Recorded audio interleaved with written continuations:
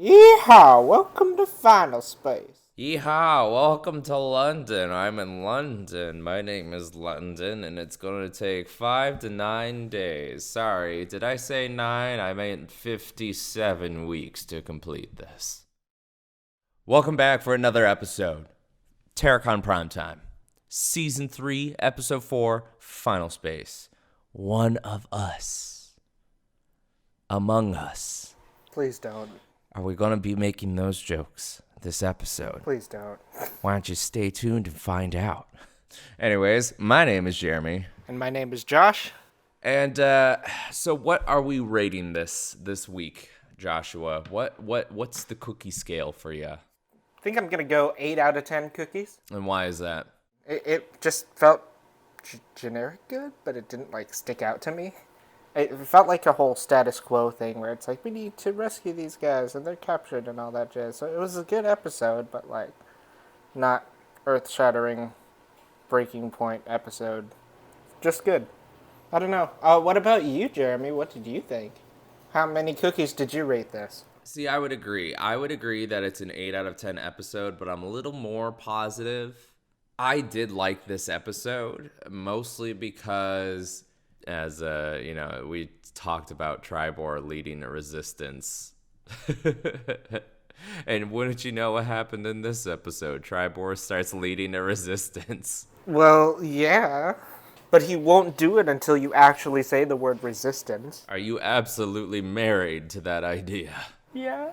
I also kind of like how it's this stupid little side plot, almost, as it were, and it's just like, there's 2 things you need to learn. I don't know why I'm giving Tribor this filthy voice, but there's 2 things you need to learn, son. You need to learn to not accept full price and never buy from the first merchant.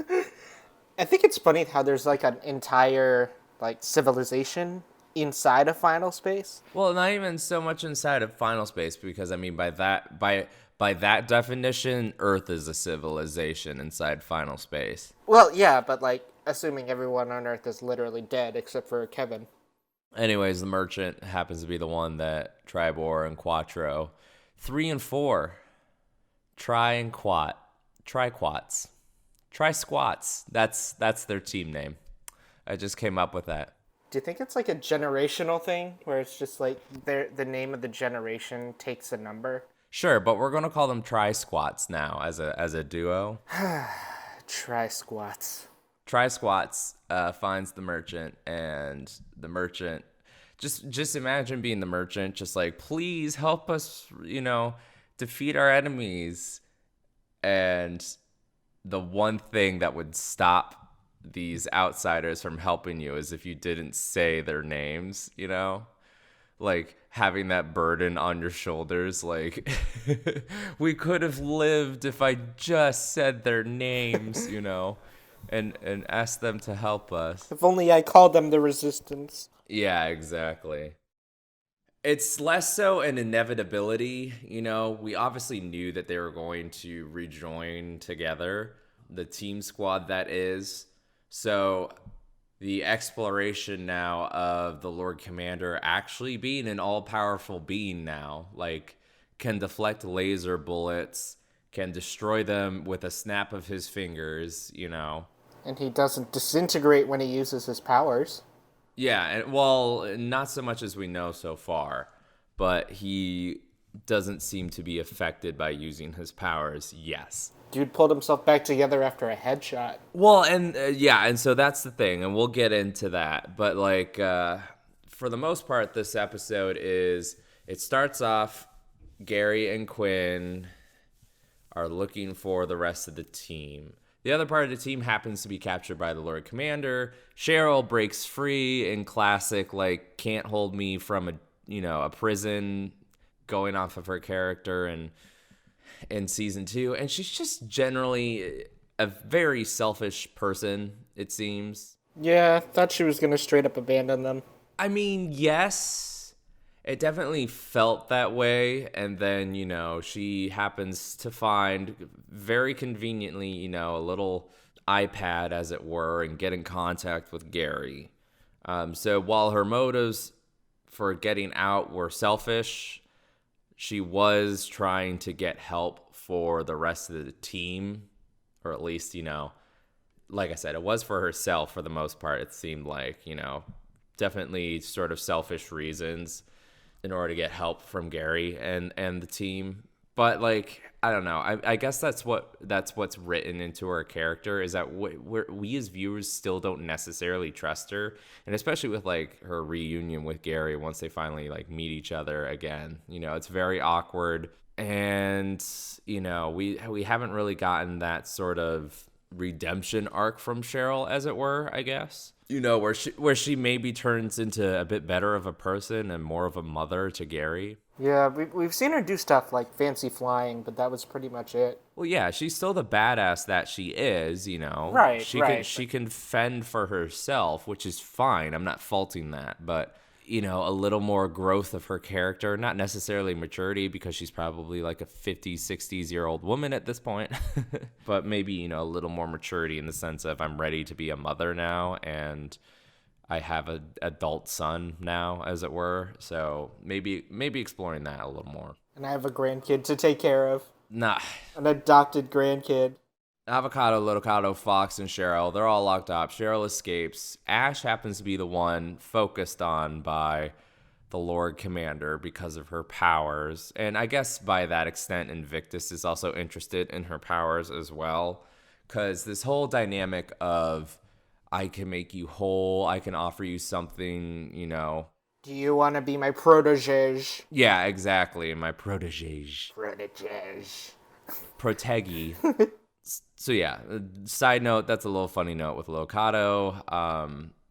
He's actually being a teenager who's a little so that's fun. I definitely liked this exploration of Ash never wanting her powers and the Lord Commander offering her, like a chance to be something greater than she is, which like I said, I think that's fun to explore just because, well, what if Ash had a bit of a bad side, as it were, in the sense of humans are fallible beings, power corrupts and absolute power corrupts absolutely, or whatever, So what if Ash wanted to explore having a bit more control of her powers? Because currently it just seems she can only activate her powers in extreme emotional duress. That's when she only seems to use her powers. Maybe she does have more control of it in a more relaxed state, but so far from what I remember of the show, and maybe what's only been shown, is that only when like she's, well, I guess in season 2, well, I don't know. And her fingers have to be intact. Yes, and her fingers have to be intact, and we get this really awesome scene. I think one of the, again, in our server, the Final Space server, we call people who worked on the show Lord Commanders. So I think one of the Lord Commanders, as we like to call them, either within the Discord or maybe on Twitter, just said, like, this episode is more anime-inspired. And, like, it very clearly is with the fight between Lord Commander and Ash. Which I guess, surprise, the Lord Commander and Ash end up fighting because Ash rejects that offer of becoming more all-powerful, I guess, as it were. And you get these, fancy laser lights from the Lord Commander and stuff like that. Like his power glows, yellow, gold. Yellow. Yeah, and Ash is pink, and the lasers are blue and other colors and stuff like that. So we get this somewhat of a fight between them. It's more of a showcasing of powers, and the Lord Commander ends up breaking Ash's fingers, so she's been disabled, as it were. She can't effectively use her powers now. And with Cheryl sending that help message, Gary and Quinn end up rescuing the rest of the team squad. They're completely powerless against the Lord Commander. Like, we finally actually see him being like an unstoppable force, which should scare the team. The fact that he can deflect laser bullets, like they're clearly like underpowered against him, or the Lord Commander is completely overpowering them. So there should be more fear, I think, from them. This apparently has been a joke or a plot point coming in from season 1 when Gary loses his arm and gets a robotic arm. Gary, in this episode, finally learns how to use his robotic arm's powers, whether it's making it into a Metroid Samus Aran, arm cannon, as it were, or a blade, So he actually learns how to use his robot arm powers. And so somehow that bullet that he ends up firing at first, completely headshots Lord Commander. Boom, headshot. I want to see him use a flamethrower like the Sames. That'd be pretty cool. And maybe we'll see that in a future episode. We'll have to wait and see. This is one of those moments where you can kind of see the plot armor on the Lord Commander, as it were. Like, it's just convenient that he was able to deflect all those other bullets except this one. Because he needs time to regenerate, and then that gives the team time to escape. Well, yeah, so the bullet actually hits him, clears out his skull, as it were. We actually get that sort of in graphic detail, and then we see him sort of piecemealing himself back together, either from his own powers, like he suddenly has regenerative powers, or this is like sort of an off-screen Invictus, I'm healing you again sort of dealio. But that bullet happens to be the convenient one that actually enables the team squad to escape. Well, most everyone from the team squad. We actually have to leave Fox behind, which, no skin off my back. Let's get rid of him, leave him behind. I don't care for him.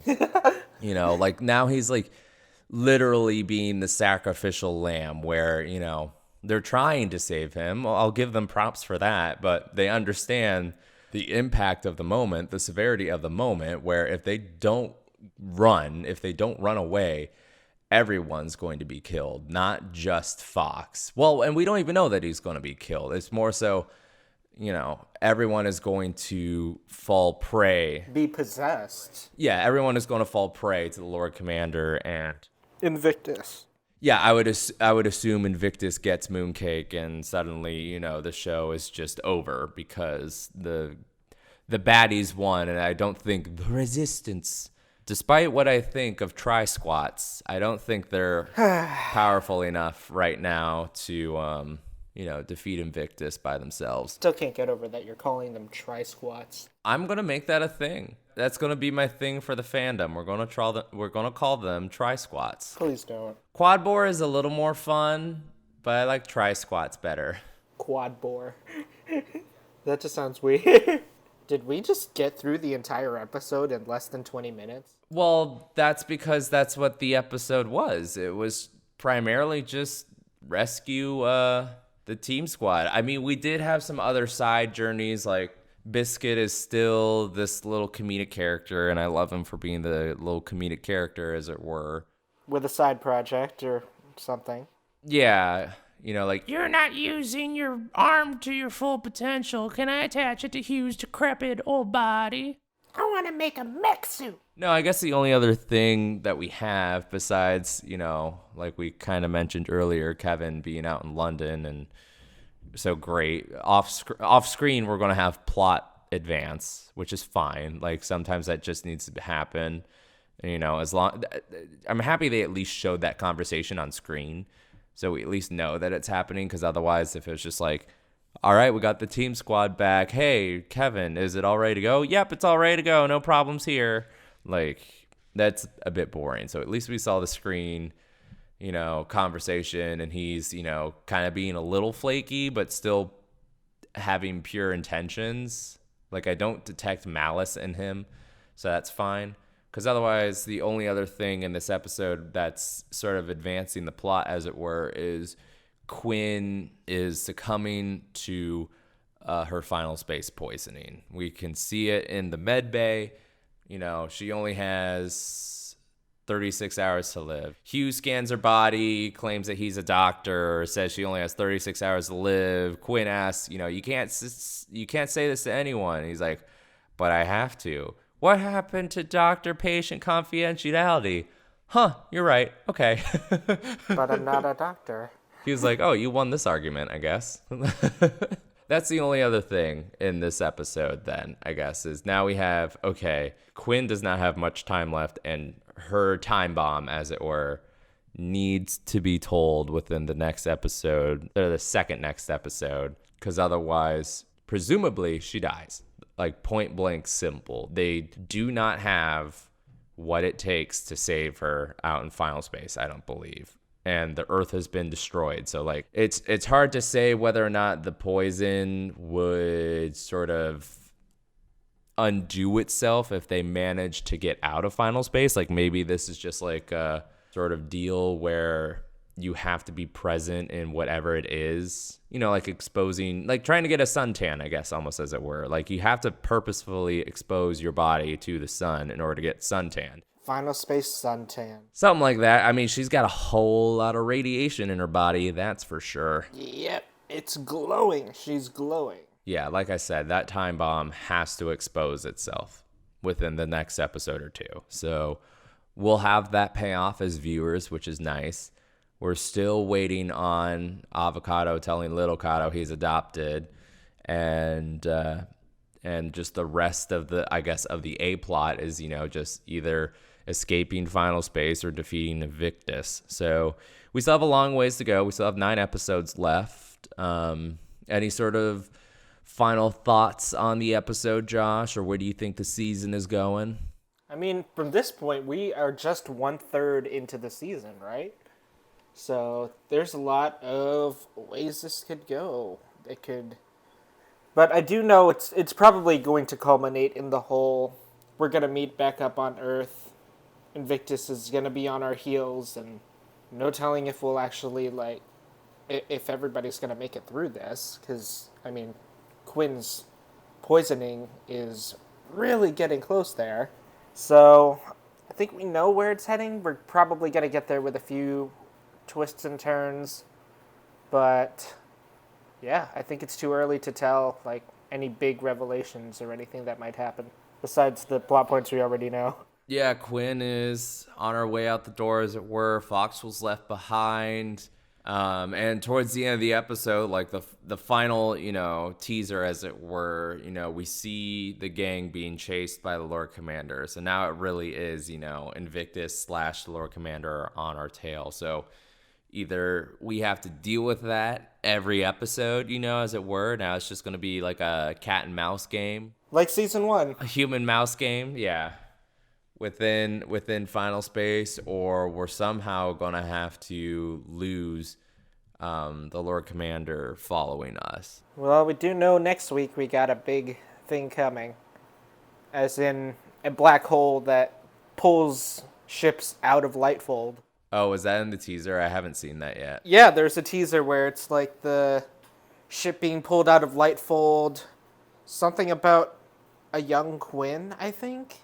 So maybe we're getting this backstory thing. More than likely, yeah, we're going to be getting more backstory. And I mean, like, that's kind of my thing right now. You know, why I haven't really watched the teasers now is just because I could definitely remember being hyped up before the season. You know, we had a couple trailers, you know, all the countdowns and stuff like that. But right now, looking back on that, like, I know I have things to look forward to, but I don't know how or why they're happening. There's a lot of no context spoilers, as it were, looking at these sort of things. And I guess just as a, like, from my standpoint now, as a viewer, I don't want to watch any sort of sneak peek, as it were, or a trailer, as it were, because, like, it's almost just kind of like I want to keep it fresh for me. Like, you know, I can't remember, you know, growing up if that was a thing. Like, maybe more so like the weekly sneak peek trailers, as it were, you know, like the coming up on Final Space sort of things. Like, my example would be like Avatar: The Last Airbender. Granted, like, when I watched that show, I was actually a teenager and I didn't have access to so much of the internet, as it were, and, you know, wasn't quite as internet savvy and social media savvy, as it were. So watching them live on television, unlike this show where I actually have to, I still watch it live, but I don't actually have, like, cable except specifically for this show. So, like, I also buy the season pass so that way I can watch it at my leisure, you know, because otherwise I wouldn't have, like, a DVR, as it were.